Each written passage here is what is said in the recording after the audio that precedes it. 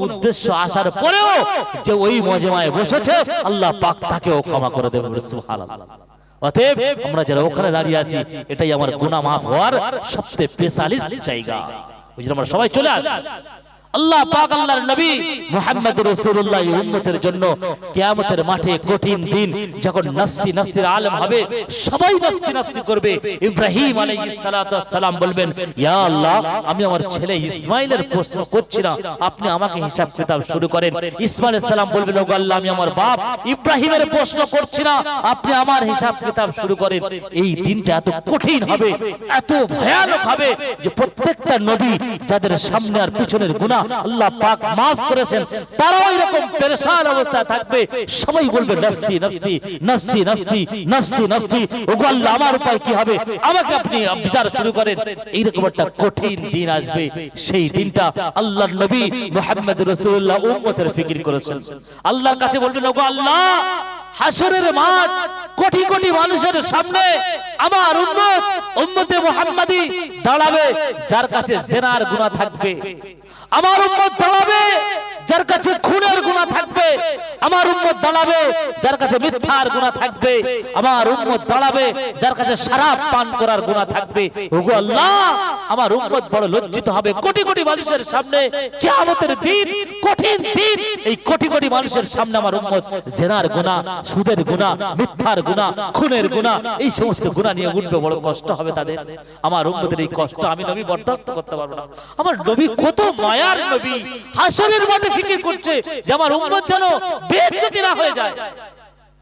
আমার উম্মতের হিসাব কিতাব আল্লাহ আমার কাছে ছেড়ে দেন, আমি ওদেরকে অন্য জায়গায় নিয়ে ওদের হিসাব কিতাব করে দিই।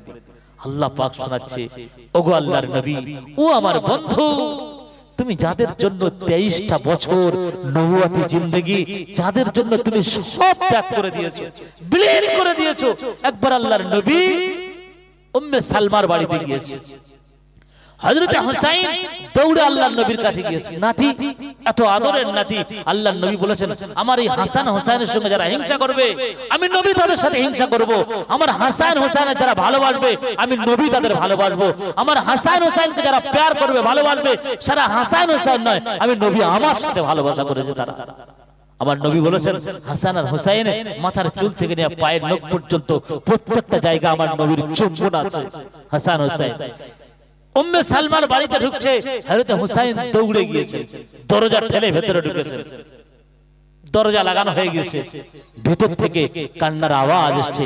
উম্মে সালমা দরজা খুলে দেখছেন আল্লাহর নবী হযরতে হুসাইনকে কোলে চেপে, বুকের সাথে চেপে আর কাঁদছেন। উম্মে সালমা জিজ্ঞাসা করছে, ইয়া রাসূলুল্লাহ, আপনি কাঁদছেন কেন? কান্নার কারণ কি? কি এমন মনের ব্যথা? আল্লাহর নবী শোনাচ্ছে, ও উম্মে সালমা শোনো, একজন ফেরেশতা এই মুহূর্তে আমার কাছে এসেছে, যা ইতিপূর্বে আমার কাছে ছিল না, যে ইতিপূর্বে কোনোদিন আসেনি, সর্বপ্রথম এসেছে। আমি তোমার কাছে কি বলবো? সেই ফেরেশতা এসেছে, এক মুঠো মাটি আমার কাছে নিয়ে এসেছে। ফেরেশতা শোনাচ্ছে, ও মুহাম্মদ আরবি, দয়ার নবী, মায়ার নবী, আপনি শুনুন, এই সেই মাটি যেখান থেকে আপনার আদরের নাতি হযরত হুসাইন, যাকে আপনি এত ভালোবাসেন, আল্লাহর নবী হুসাইনকে এত ভালোবাসতেন যে একদিন নামাজ, ফজরের নামাজে আল্লাহর নবী রুকুতে সিজদায় গিয়েছেন। হুসাইন লাফ দিয়ে কাতার লাফ দিয়ে আল্লাহর নবীর ঘাড়ে চেপে বসেছে।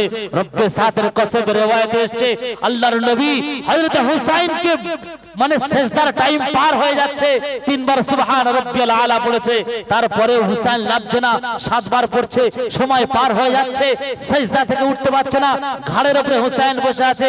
আল্লাহর নবী চেয়েছে হাত দিয়ে হুসাইনকে লাভিয়ে আনি, এই মনোভাব নিয়ে এসেছে আল্লাহর তরফ থেকে। অনেক বড় কথা এসেছে, পরে বলছি। যখন নামাজ শেষ হয়ে গেল, অনেক দীর্ঘক্ষণ সিজদা থেকে না ওঠার পরে নামাজ শেষে একজন ফেরেশতা, একজন সাহাবী জিজ্ঞাসা করছে, ইয়া রাসূলুল্লাহ, কি ব্যাপার আজকের সিজদা এত লম্বা হলো কেন? আমরা তো ভেবেছিলাম কেউ যে হয়তো আপনি চিরনিদ্রায় চলে গিয়েছেন, আপনি মারা গিয়েছেন। অনেকে ভেবেছি যে আপনি হয়তো চিরতরের মতো বিদায় নিয়ে দুনিয়া ছেড়ে চলে গিয়েছেন। এত লম্বা সিজদা কেন? বলছে, শুনবে, আমি যখন সিজদায় গিয়েছিলাম, আমার আদরের নাতি হযরত হুসাইন রাদিয়াল্লাহু তাআলা আনহু আমার ঘাড়ে এসে বসেছিল। আমি চেয়েছিলাম ওই রব্বে জাতের কসম খেয়ে বলছি, আমি চেয়েছিলাম হাত দিয়ে সরিয়ে দিই। জিবরাইল এসেছে, নবী মুহাম্মদ আল্লাহর তরফ থেকে অর্ডার, হুসাইনকে তুমি ঘাট থেকে সরাতে পারবে না যতক্ষণ না ও নিজ ইচ্ছায় ও ঘাট থেকে সরবে, ততক্ষণ পর্যন্ত তোমার সেজদা লম্বা হবে, সেজদা ততক্ষণ পর্যন্ত থাকবে যতক্ষণ পর্যন্ত ও নিজ ইচ্ছায় ও তোমার ঘাট থেকে না লেবে যায়। আমি চেয়েছিলাম ওকে লেবে আমি লাভিয়ে আমি উঠে যাই, কিন্তু আল্লাহর অর্ডার আমি ওকে লাভাতে পারিনি। এই হুসাইনকে আল্লাহ পাক আল্লাহর নবী এত ভালোবাসে, সেই হুসাইনকে জড়িয়ে কাঁদছেন। ফেরেশতা এসে বলছে, এই সেই মাটি যা আপনার উম্মতেরা, যাদের জন্য আমি গলা কেটে আপনার সবকিছু বিলীন করেছেন, সেই উম্মতেরা ওই কারবালার মাটি যেখানে আপনার এই আদরের হুসাইনকে টুকরো টুকরো হবে, তাদের বুকের খুন তাজা রক্ত এই মাটি লাল হয়ে যাবে। আমি সেই কারবালার মাঠ থেকে এই মাটিটুকু নিয়ে এসেছি ওগো নবী। তবে আল্লাহ পাক বলেছে, আল্লাহ পাক বলে দিয়েছে, আমার বন্ধু যদি হুসাইনের জন্য হাত তোলে আমি ওকে কারবালার মাঠ থেকে বাঁচিয়ে নেব, ওকে কারবালার মাঠে আমি মারবো না, কারবালার মাঠে উম্মতের হাতে আমি শহীদ করাবো না। আমার বন্ধু যদি আমার কাছে হাত তোলে। উম্মে সালমা মৃদু হেসে বলেছিলেন, ইয়া রাসূলুল্লাহ ফের কাঁদছেন কেন? আপনি হাত তুলুন, হুসাইন বেঁচে যাবে। সেদিন আল্লাহর নবী বলেছিলেন, ও উম্মে সালমা আমি হুসাইনের জন্য হাত তুলবো, আমার উম্মতের বিরুদ্ধে আমি হাত তুলবো, আমার উম্মত শেষ হয়ে যাবে আমি হাত তুলবো না। আমার হুসাইন টুকরো টুকরো হয়ে যাক, হুসাইনের রক্তে কারবালার মাটি লাল হয়ে যাক, হুসাইনের রক্তে ফুরাত নদী রক্তে লাল হয়ে যাক, কিন্তু আমি উম্মতের বিরুদ্ধে যাব না, আমি আমার উম্মতের বিরুদ্ধে যাব না। আরাফাতের মাঠ কঠিন মাঠ, উটের পিঠে আল্লাহর নবী বসেছেন, উটের পিঠ কোনো বসার জায়গা নয়, ওই বসে আছেন, হাত তুলেছেন। ওগো আল্লাহ আমি হুসাইনের জন্য হাত তুলিনি, আমি ফাতেমার জন্য হাত তুলিনি, আমি খাদিজার জন্য হাত তুলিনি, ওগো আল্লাহ আমি আমার উম্মতের জন্য হাত তুলেছি, আমার উম্মতকে তুমি ক্ষমা করে দাও। 1-2 ঘন্টা 1-2 মিনিট 5 মিনিট নয়, রিওয়ায়াতে এসেছে 5 ঘন্টা আমার দয়ার নবী আরাফাতের মাঠে উটের পিঠে উম্মতের জন্য হাত তুলেছেন। রিওয়ায়াতে এসেছে হাত লেবে যাচ্ছেন আবার তুলছেন, লেবে যাচ্ছেন আবার তুলছেন, উম্মতের জন্য 23টা বছরের নবুয়তি জিন্দেগি বিলীন করে দিয়েছে।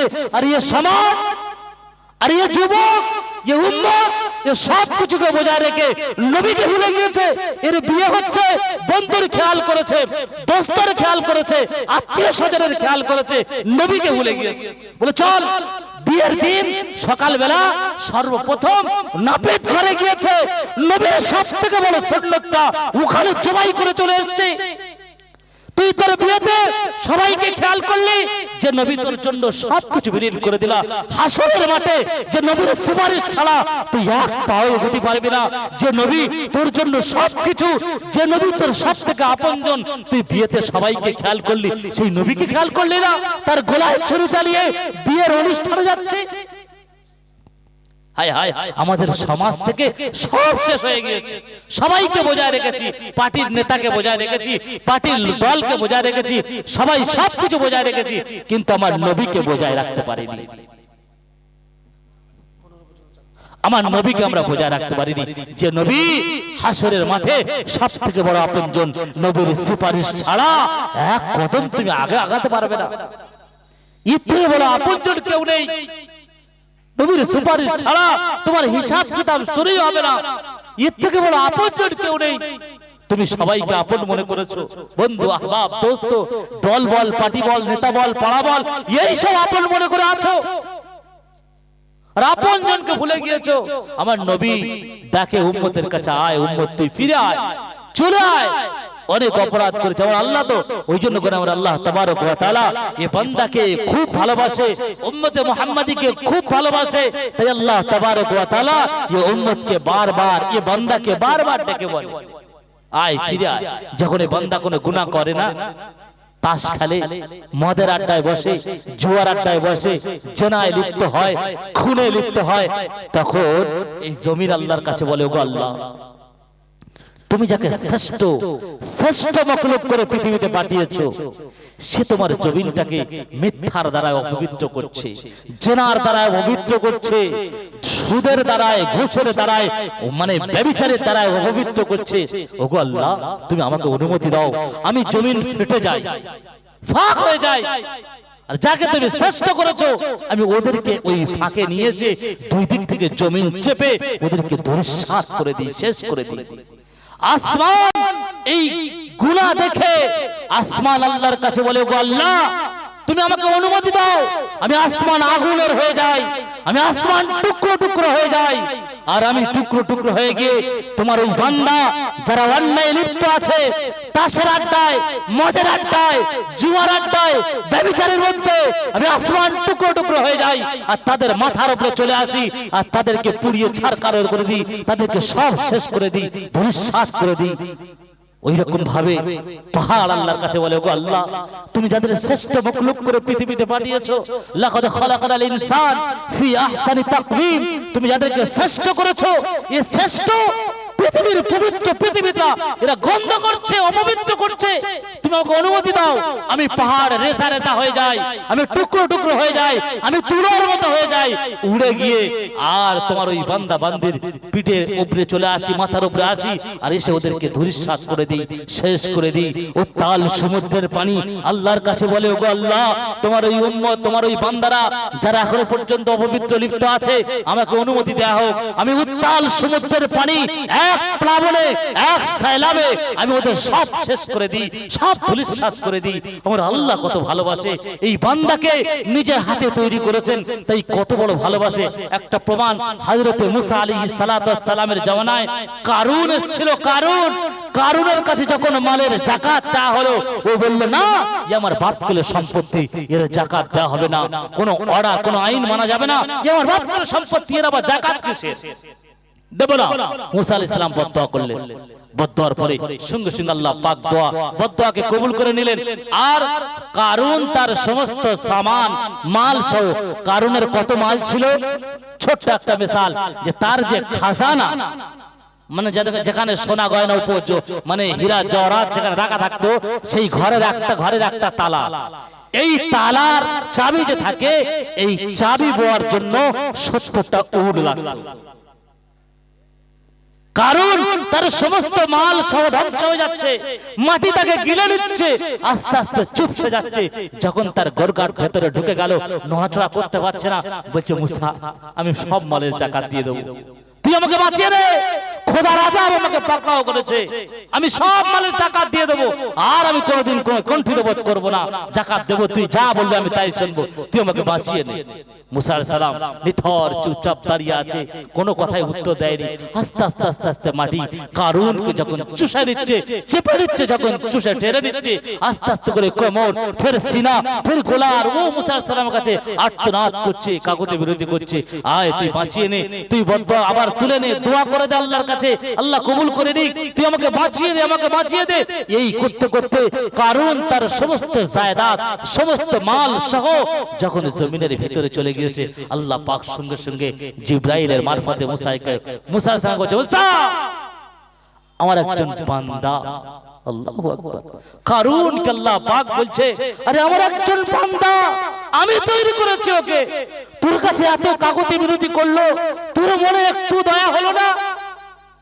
আমি আমার জাতের কসমকে বলছি, মুসা যদি কারুন তোর কাছে কাকুতি বিনতি ছেড়ে দিয়ে ওই একবার বলতো, হে রব্বে করিম তুই আমাকে বাঁচিয়ে নে, খোদা আমি আমার জাতের কসমকে বলছি মুসা, আমি আমার কারুনকে মাটির ভিতর থেকে আবার জীবিত করে দেখিয়ে দিতাম। আল্লাহ পাক বান্দা নিজেই তৈরি করেছেন, ওই জন্য বান্দা মানে হযরত ইব্রাহিম আলাইহিস সালাতু ওয়াস সালামকে বলছে, ইব্রাহিম তুমি একটা মাটির পুতুল তৈরি করো। মাটির পুতুল তৈরি করলো, আল্লাহ পাক বলছে খুব সুন্দর করে করো, খুব সুন্দর করে তৈরি হলো, এক সপ্তাহ ধরে তৈরি হলো। আল্লাহ পাক বলছেন, হযরত ইব্রাহিম আলাইহিস সালাম বলছেন, ও আল্লাহ আমি হেভি সুন্দর করে তৈরি করেছি। আল্লাহ পাক বলছেন ফের আরো সুন্দর করো, আরো এক সপ্তাহ ধরে আরো সুন্দর তৈরি করেছে। বলছো গো আল্লাহ হেভি সুন্দর তৈরি করেছে। আল্লাহ পাক বলছেন আরো সুন্দর করো। এইরকম ভাবে এক সপ্তাহ করে করে অনেক খুব সুন্দর হয়ে যাওয়ার পরে যখন তার মধ্যে কোনো নুকস, কোনো রকমের কোনো ঘাটতি থাকলো না, সবকিছু কামাল হয়ে গেল, জামাল হয়ে গেল, সৌন্দর্য এবং সবকিছু যখন এসে গেল, আল্লাহ পাক বলছেন, ওই ইব্রাহিম ওই পুতুলটাকে ভেঙে টুকরো টুকরো করে দাও। ইব্রাহিম সালাম বলছেন, ও আল্লাহ এক সপ্তাহ ধরে তৈরি করলাম, তুমি বললে হয়নি। আবার সুন্দর করলাম, তুমি বলছো হয়নি। আরো সুন্দর করলাম, তুমি বললে হয়নি। যখন আমি সৌন্দর্যের কামালে পৌঁছে গেলাম, সবকিছু সুন্দর করে আনলাম, এইবার তুমি ভেঙে দিতে বলছো, আমার দিলটা কাঁদে না। আল্লাহ পাক শোনাচ্ছে, ইব্রাহিম আমি এটাই তোমাকে বোঝাতে চেয়েছি, বান্দা আমি তৈরি করেছি, কাওরা মুচি বাগদি মেতর সব আমি তৈরি করেছি, কষ্ট আমার দিলে হয়। যখন এই রকম ভাবে ওই বান্দা যখন কোনো অন্যায় কোনো ব্যভিচারীর মধ্যে তাস আর জুয়ার মদের শরাবের আড্ডায় যখন বসে যায়, তখন ওই রকম ভাবে জমিন আল্লাহর কাছে ফরিয়াদ করে, আসমান আল্লাহর কাছে বলে, উত্তাল সমুদ্রের পানি আল্লাহর কাছে বলে, পাহাড় আল্লাহর কাছে বলে। আল্লাহ পাক সবার বক্তব্য শোনার পরে বলে, হায় হায় আল্লাহ পাক এই বান্দাকে কতটুকু ভালোবাসে। সবার বক্তব্য শোনার পরে আল্লাহ পাক বলে, ও জমিন শোনো, যদি বান্দা তুমি তৈরি করে থাকো তাহলে বান্দাকে তুমি ধ্বংস করে দাও, তুমি জমিন ফেটে যাও, তুমি জমিন ফাঁক হয়ে যাও, তোমার বান্দাকে তুমি জমিনের ভিতরে নিয়ে এসে দুই দিক থেকে চেপে শেষ করে দাও। ও আসমান শুনে রাখো, বান্দা যদি তুমি তৈরি করে থাকো তাহলে তুমি আসমান টুকরো টুকরো হয়ে যাও, তুমি আগুনের হয়ে যাও, গিয়ে তোমার বান্দাকে তুমি শেষ করে দাও।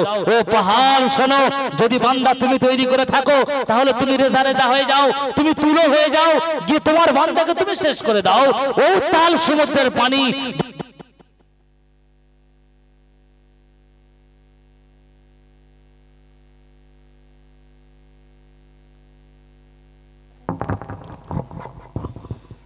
বান্দা তুমি যদি তৈরি করে থাকো তাহলে তুমি শেষ করে দাও। সবাইকে আল্লাহ পাক অনুমতি দিল যে বান্দা যদি তোমার হয় তুমি শেষ করে দাও, আর বান্দা যদি আমি রব্বে করিম পরওয়ারদিগার আলম রব, আমি রব আমার যদি হয়ে থাকে, আমি মালিক, আমি স্রষ্টা, আমি রহমত, আমি রহমানুর রহিম, আমি যদি তৈরি করে থাকি তাহলে আসমান তুই তোর জায়গায় থাক, জমিন তুই আপন জায়গায় থাক, উত্তাল সমুদ্রের পানি তুই সমুদ্রে থাক, পাহাড় তুই তোর জায়গায় থাক। আমি অপেক্ষা করব, আমি দেখব, আমি 1 মাস 2 মাস নয়, 1 বছর 2 বছর নয়, আমি 70 বছর নয়, আমি আমার বান্দার দিকে আমি খেয়াল করব।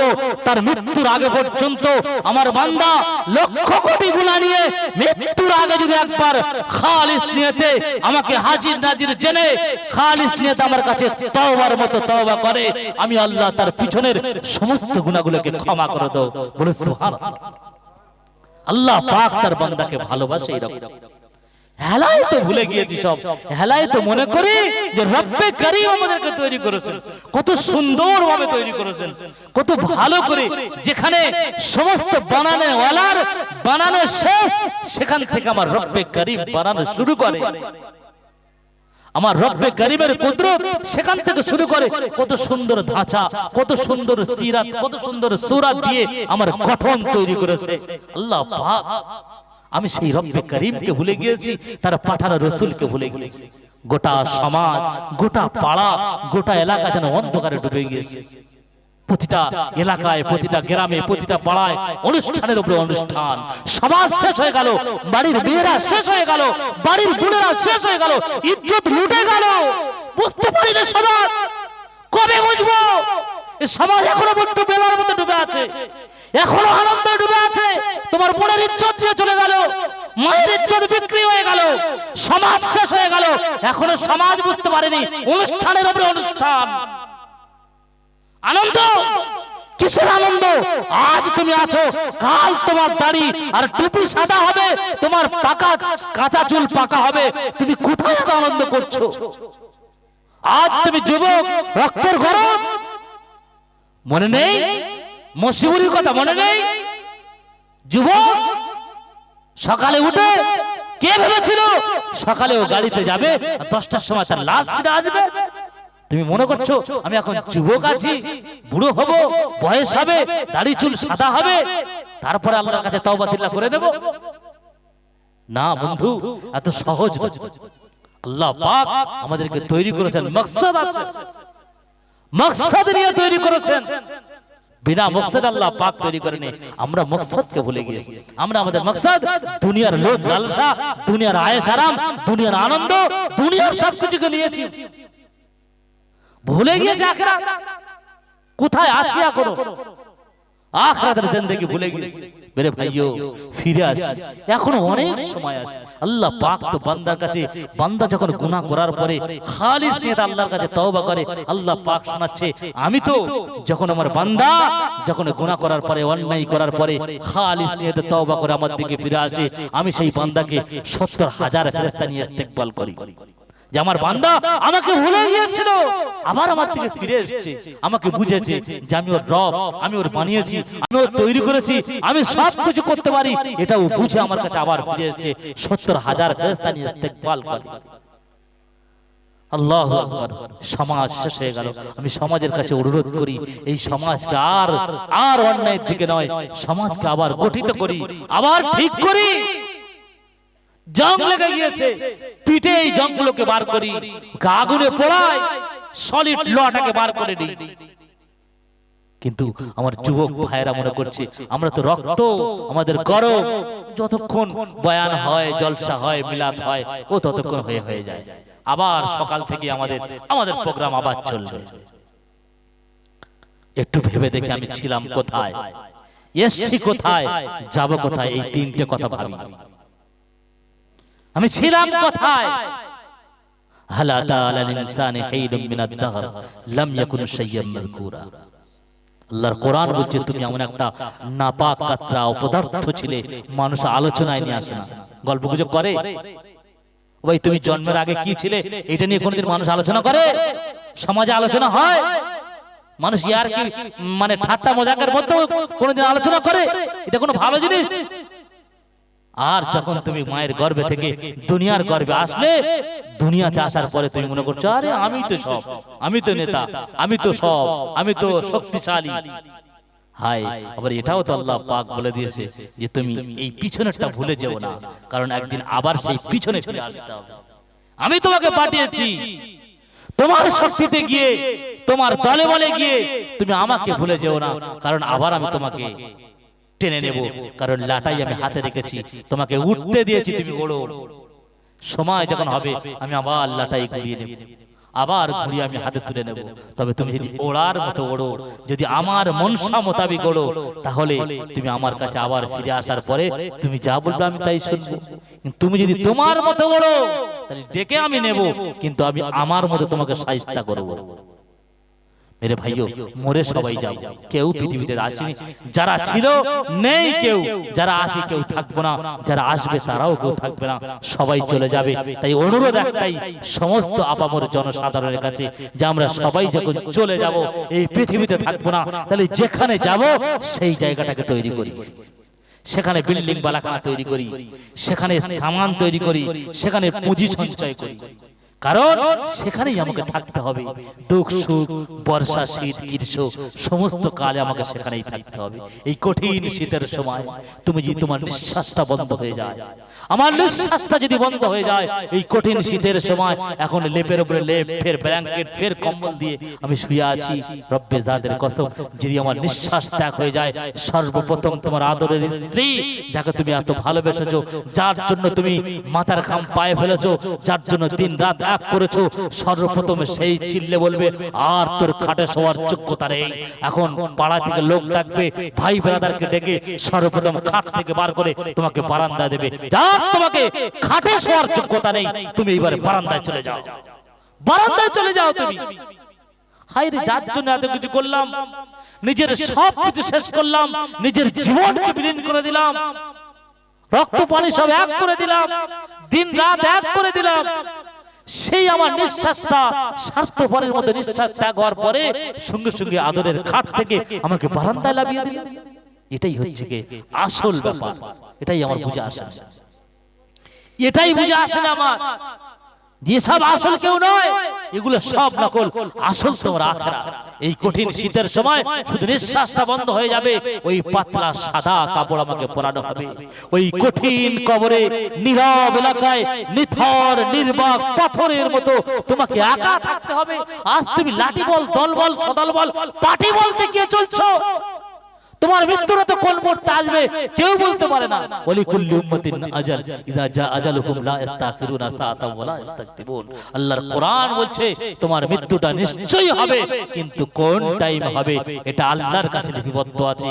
যখন সময় আসবে না এক সেকেন্ড এদিকে না এক সেকেন্ড ওদিকে, জাস্ট টাইমে তুমি যুবক তোমাকে ছেড়ে চলে যাবে, তুমি বাচ্চা মায়ের কোলে দুধ খাচ্ছ তোমাকে ছেড়ে চলে যাবে এমন নয়। যখন তোমার নামের লিস্ট আজরাইলের কাছে মালাকুল মউতের কাছে আসবে, তোমার মায়ের স্তনে তুমি দুধ পান করছো, ওই অবস্থায় তোমাকে টেনে হিঁচড়ে নিয়ে চলে যাবে।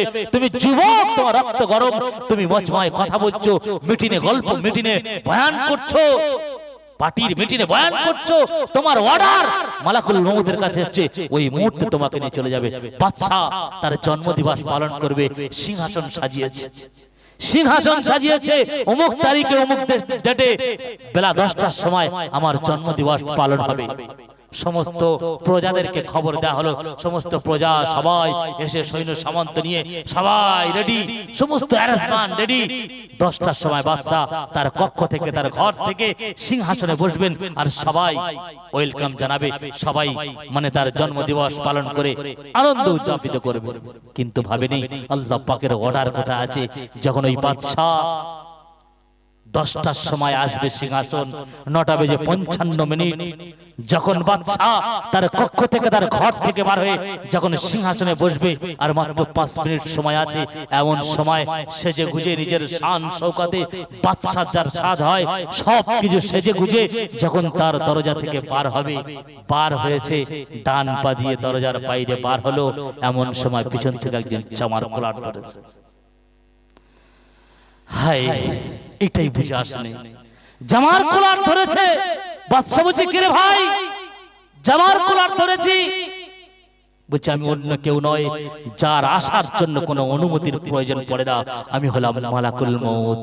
কি রে ভাই, তুই এত সত্তারে চলে এলি, 5 মিনিট পর আমার হচ্ছে জন্মদিবস পালন হবে, এই লোক লস্কর সামন্ত সবাই রেডি, আমি 10টার সময় সিংহাসনে বসবো, সবাই আমাকে নিয়ে আনন্দ করবে, তুই 5টা মিনিট দেরি কর মালাকুল মউত। সেদিন মালাকুল মউত এক ধাক্কা দিয়ে বলবে, বাদশা না, তোর এই শান শৌকতের সাথে ওই 10টা বেজে তোর যে অনুষ্ঠান হবে, কিন্তু আমার অর্ডার 9:55 তোর একটা পা দরজার বাইরে, একটা পা দরজার ভিতরে থাকবে, এই অবস্থায় তোর জানটাকে কবজ করা হবে। অতএব মালাকুল মউত বাদশার জানটাকে টেনে নিচড়ে ওখান থেকে পার করে ফেলে দিয়েছে। এর নাম হলো মৃত্যু। মেরে ভাইও, এর নাম মৃত্যু। তুমি সকালে স্নান করে গোসল করে তুমি ভালো লেবাস পরে চাকরিতে বার হয়ে যাচ্ছ, 10টার সময় তোমার ফোন থেকে অজ্ঞাত ব্যক্তি ফোন করে বলছে, ভাই আপনার এই সাথী যার ফোনটা এখানে পড়েছিল আর পৃথিবীতে নেই, রোড অ্যাক্সিডেন্টে মৃত্যু হয়ে পড়ে আছে, তোমার মৃত্যুর ঘন্টাটা, ফোনের ঘন্টা তোমার বাড়িতে চলে আসবে। তুমি সকালে গেলে হৃষ্টপুষ্ট, তুমি যুবক, তোমার রক্ত গরম, তুমি রোডে গেলে, আর রোডে তোমার মুহূর্তের মধ্যে 10টায় তোমার মৃত্যুর ঘন্টা বেজে গেল, তোমার মৃত্যুর খবরটা তোমার চলে এলো। তোমার ভাইও, এর নাম হলো মৃত্যু। কোন সময়, কোন মুহূর্তে, কোন টাইমে, কখন কিভাবে আসবে বলে আসবে না। তাই মৃত্যুর আগে, মৃত্যুর পরের সামান তৈরি করা, এটা হলো বুদ্ধিমানের পরিচয়।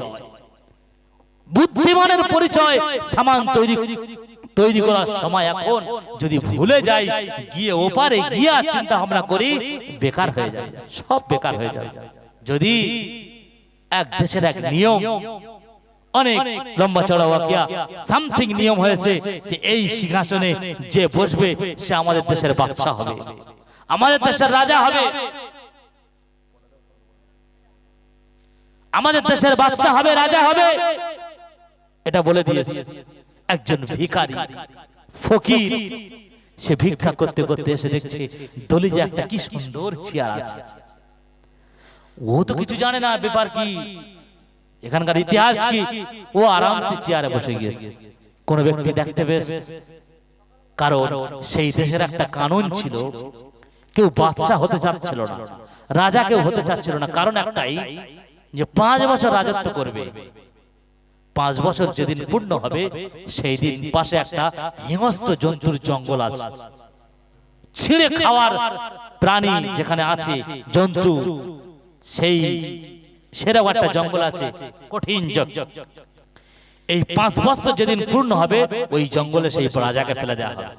ওই আমরা রাজা হব, আমাদের গ্রামে যদি এলান করে দেওয়া হয় যে চাও 5 বছরের প্রধান হয়ে যাও কিংবা মেম্বার হয়ে যাও, বিনা ভোটে তুমি জিতে গেলে, কিন্তু শর্ত হলো একটাই, 5 বছর যেদিন পূর্ণ হবে সেদিন সবার সামনে তোমাকে ফাঁসি দিয়ে মেরে দেওয়া হবে।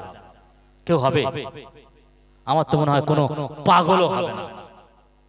যখন কেউ হচ্ছিল না, এই কানুন তৈরি করলো যে চেয়ারে যে বসবে সেই আমরা তাকে রাজা করব।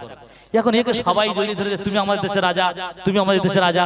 এ বলছে না রে ভাই, আমি ভিক্ষা ফকির ভিখারি, ভিক্ষা করতে করতে কষ্ট হয়েছে, এই চেয়ারে বসেছি, এই চেয়ারে বসেছি। সবাই মিলিতভাবে জোরপূর্বক তাকে বাদশা করে দিল। আমি সামথিং বোঝাতে চাচ্ছি এটাই, যে যখন সবাই মিলে বসিয়ে দিল, বসিয়ে দেওয়ার পরে সে রাজা হয়ে